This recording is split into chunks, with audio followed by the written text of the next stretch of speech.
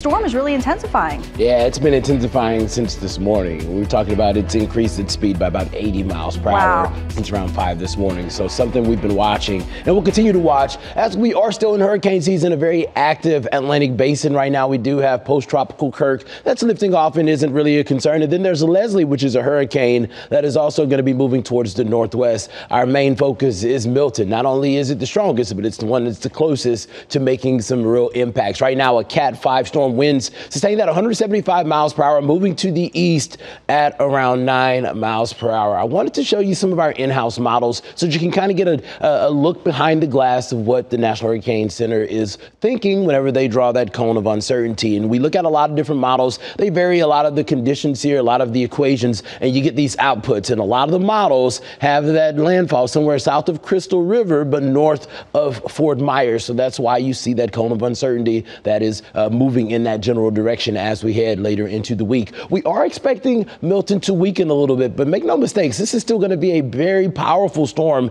as it makes landfall.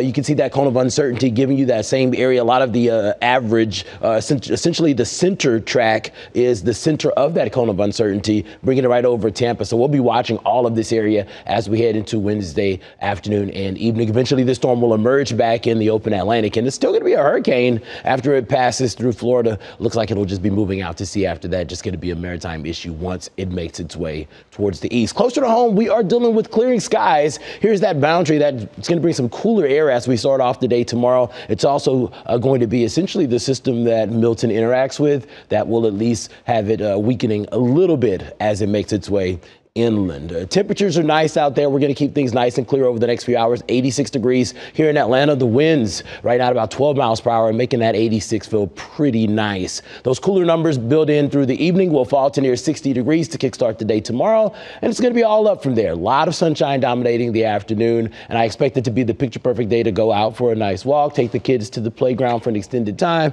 maybe let the dogs run around in the dog park for 30 minutes to an hour. 64 degrees at the 9 o'clock hour. We'll climb into the low 70s around lunchtime and hang out near 80 degrees as the big kids are getting out of school. Temperatures in the upper 70s, perfect for outdoor dinner tomorrow night. Wednesday afternoon highs are going to be a little bit cooler. We're talking about topping out in the mid to upper 70s across most of the region, and even cooler numbers filter in as we head towards Thursday. 76 degrees for a high here in Atlanta, but the mornings will really be the sweet spot in the forecast. That's where you're really going to notice that cool down. Temperatures are going to be in the mid 50s here in Atlanta Friday morning, low 50s Saturday. That means that a lot of you all will wake up to temperatures in the upper 40s, which is why I think that if you haven't pulled out the sleeves yet this season, you haven't pulled out the light jacket, a lot of folks are going to be doing it for a couple of hours as we head into Saturday morning. Then, of course, there is the Pride Parade on Sunday. You couldn't really ask for better weather if you're going to go out there. 81 degrees with lots of sunshine, temperatures hanging out in the upper 70s through the beginning of next week.